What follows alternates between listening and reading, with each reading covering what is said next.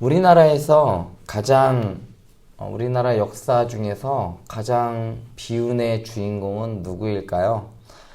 각자 생각이 다 다르겠지만 저는 광해군이 아닐까 싶습니다. 1592년 임진왜란이 일어나자 15일 만에 조선은 부산에서부터 한양까지 속수무책으로 방어선이 뚫렸습니다. 당시 조선의 왕이었던 선조는 일본군에 맞서 싸우기보다는 의주로 몽진을 떠났고 의주에서 명으로 망명을 계획하기에 이릅니다. 선조의 의주 몽진 당시에 나라의 국난에 대비한다는 그러한 명목으로 둘째 아들이었던 광해를 급하게 세자로 책봉하고 자신은 의주로, 광해는 평안도 지역으로 피난을 갔습니다. 이후에 외란이 종결되고 선조가 죽자 그 뒤를 이어서 세자로 책봉되었던 광해가 왕위에 올랐습니다. 왕위에 오른 광해는 나라를 위해 상당히 많은 업적을 남겼습니다. 먼저는 선해청이라는 것을 두어 대동법을 실시하였고, 양전을 실시하여 대대적인 토지 실측을 하여 탈세하는 것들을 적발하고 국가 재정의 기본을 이루는 전세의 징수에 충실하여 국가 재정을 튼튼하게 하였습니다. 뿐만 아니라 외란으로 폐허가 된 한성부의 질서를 회복하고 창경궁을 중건하였고 경덕궁, 인덕궁을 준공하는 등 궁궐의 조성에 힘썼습니다. 외교적으로는 당시 명나라의 뒤를 이어 대륙의 강자로 등장한 후금과 명 사이에서 중립 외교를 펼치면서 실리를 추구하였습니다. 왕위를 안정시키기 위해 영창대군과 임해군을 제거하고 임목대비를 서궁에서 유폐시키기도 하였습니다. 이러한 일이 발단이 되어 서인들에 의하여 인조 반정이 일어나게 되고 결국은 광해는 폐위되고 맙니다. 뛰어난 왕의 소질을 가지고 태어났음에도 불구하고 외란 이후 민생을 빠르게 수습하고 외교와 정치, 경제를 안정화시키는 데 아주 뛰어난 통치력을 발휘했음에도 불구하고 명예 사대를 요구하는 서인들이 일으킨 인조 반정으로 인해 미처 그의 능력을 펼치기도 전에 역사의 뒤안길로 사라져버린 인물이 광해라는 인물입니다. 광해는 어떤 면에서는 폭군으로, 어떤 면에서는 성군의 모습을 보여준 양면을 다 보여준 그러한 역사 속에서 상당히 매력적인 인물로 몇 해 전에는 광해라는 영화로도 제작되기도 하였습니다. 조선의 역사에 광해가 있었다면 성경에서는 가장 비운의 주인공을 뽑으라 하면 저는 오늘 말씀에 삼손을 뽑을 수 있을 것 같습니다. 누구보다 뛰어난 능력을 가지고 태어났지만 그 힘이 누구로부터 온 줄 잊고 자기 마음대로 살다가 비극적인 결말로 삶을 마감하는 삼손이야말로 가장 비극적이라 할 수 있을 것 같습니다. 어떤 면에서는 광해를 능가할 만한 아주 가장 비극적인 이야기가 구약에서 삼손의 이야기, 또 신약에서는 가룟 유다의 이야기가 되겠죠. 드릴라의 계략으로 머리카락이 잘리고 하나님의 영이 그에게서 떠난 줄도 모르고 그가 힘을 잃고 결국은 붙잡히고 말게 되죠. 삼손에게 빚이 많은 그러한 갚을 것들이 많았던 블레셋 사람들이 삼손을 그냥 둘리만문했습니다. 힘이 빠진 삼손은 결국 눈이 뽑히고 노줄로 매이고 옥에서 쭈그리고 앉아서 맷돌을 굴리게 하였습니다. 그리고 얼마가 지났을까요?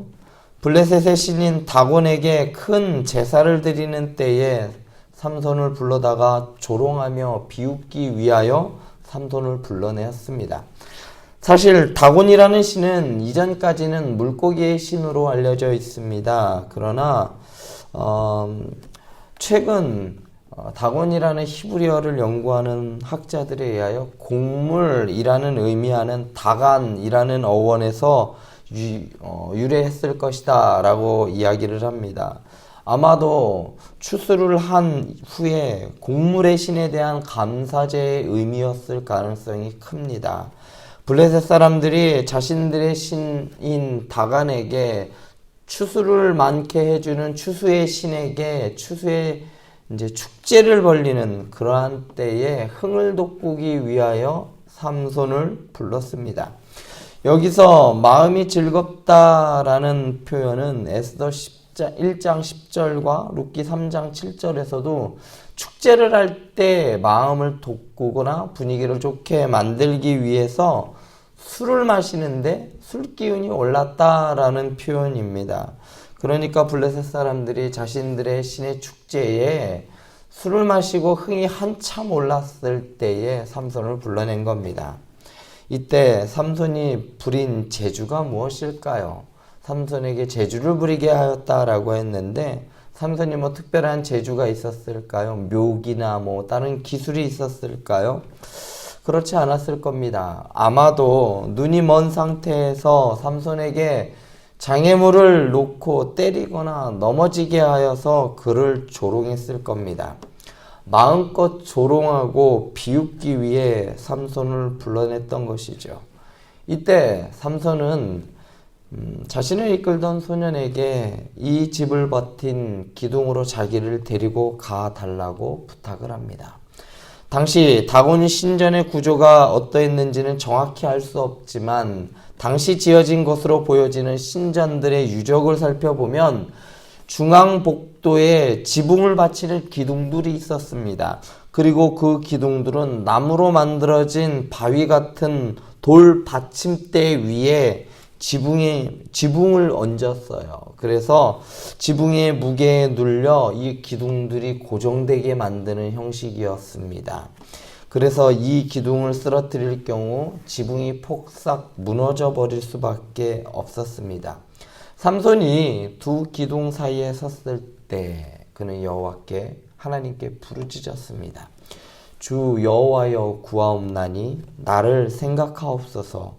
하나님이여 구하옵나니 이번만 나를 강하게 하사 나의 두 눈을 뺀 블레셋 사람에게 원수를 단번에 갚게 하옵소서.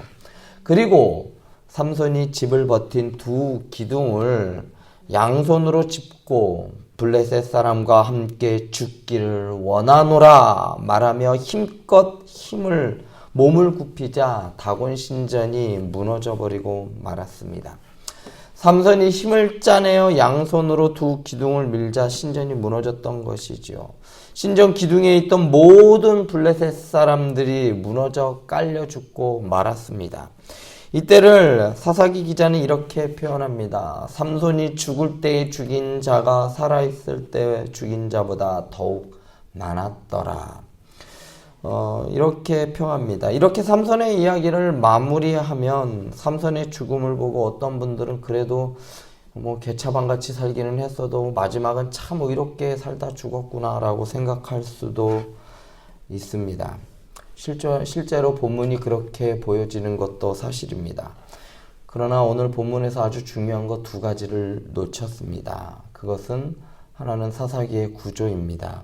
사사기는 사사들의 타락, 그리고 제사장의 타락, 그리고 이스라엘 지파의 타락으로 인해 점점 죄악이 깊어져 가는 모습을 보여줍니다.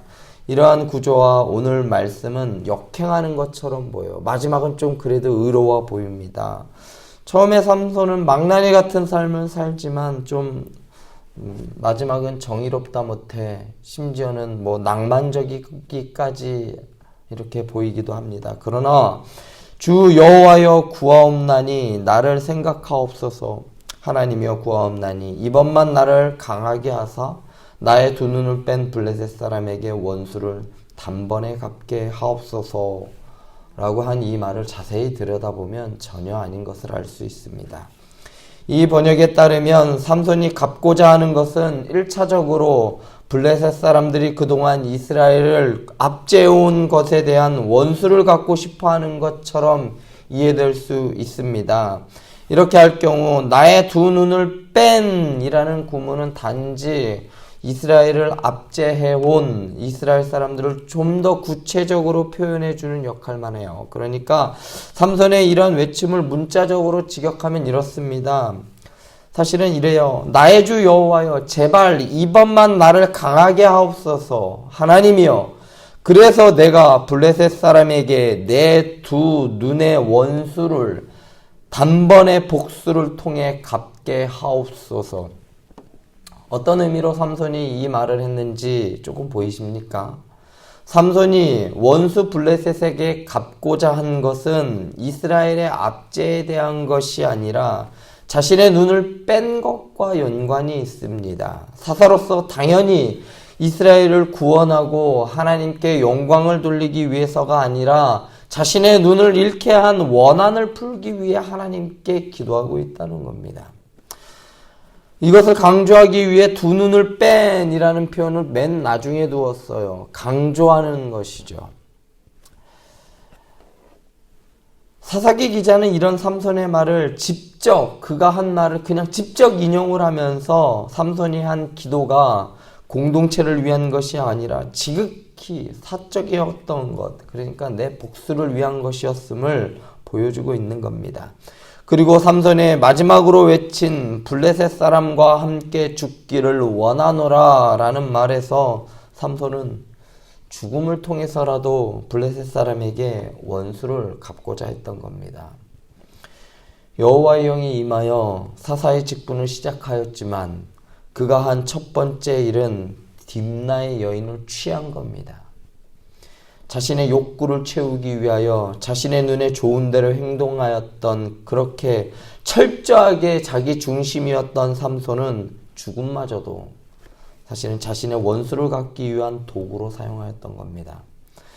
그래서였을까요? 사사기 기자는 삼손의 죽음을 삼손이 죽을 때에 죽인 자가 살았을 때에 죽인 자보다 더욱 많았다라고 평하는데, 사실 이 말은 삼손의 죽음에 대한 긍정적인 표현이라기보다는 좀 과하게 말씀드리면 이렇습니다.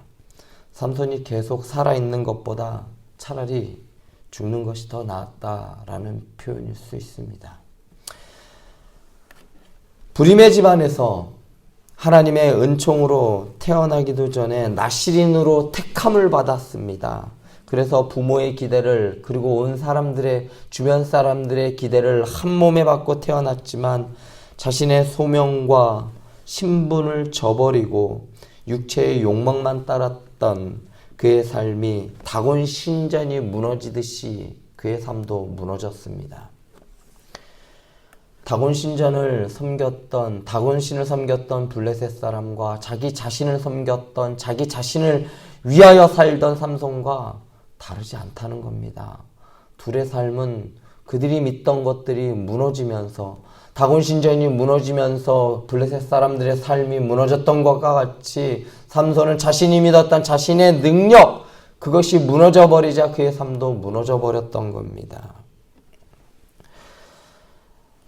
그러나 하나님께서는 삼손의 이러한 온전하지 못한 의도와 행동마저도 블레셋 사람들에게 심판을 내리는 도구로 사용하셨던 겁니다. 사람은 끝까지 하나님을 저버리고 배신하고 떠나가지만 하나님은 신실하게 그의 약속을 지키고 계신 모습을 오늘 말씀을 통해 우리는 볼 수 있는 겁니다. 삼손은 죽는 순간까지 개인적인 복수를 하였지만 하나님께서는 삼손의 그러한 행동마저도 사용하셔서 이스라엘을 압제한 블레셋을 심판하는 도구로 사용하셨어요. 사랑하는 행복한 교회 성도 여러분, 여러분은 지금 하나님의 어떤 도구로 사용되고 계십니까? 성경에는 하나님께서 사용하신 두 부류의 사람들이 나옵니다. 한 가지 부류는 애굽왕 바로와 가룟 유다와 같은 사람입니다. 이들은 하나님께서 그들을 사용하긴 하셨지만 이들은 하나님을 믿지 않는 사람들이었어요. 결국 이들에게는 심판이 있었고 결국 이들에게는 멸망이 있었습니다.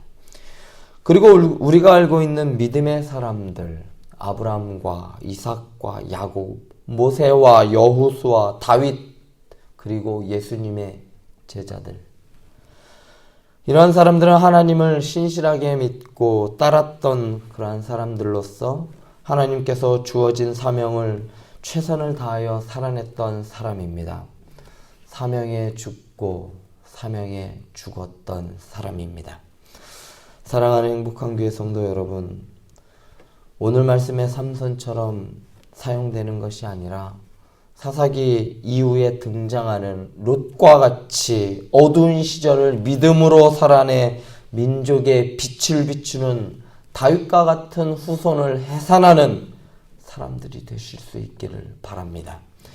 여러분들에게 맡겨주신 직분을 가지고 다음 세대를 세워주시기 바랍니다.